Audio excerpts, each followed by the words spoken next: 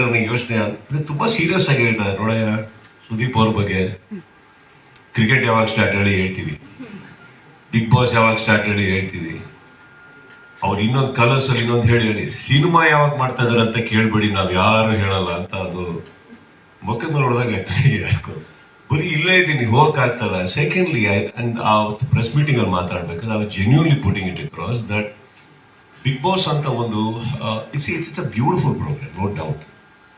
And ಆ ವೇದಿಕೆ is a beautiful stage, people love it.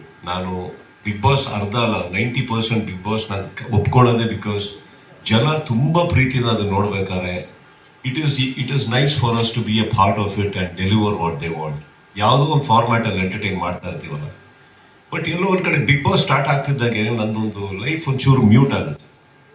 ಅಂದ್ರೆ 4 ದಿನ ಮಟ್ಟಿಗೆ ಎಲ್ಲರೂ ಹೋಗ್ಬೋದು ನಾನು, ಭಾನುವಾರ, ಸೋಮವಾರ, ಮಂಗಳವಾರ, ಗುರುವಾರ.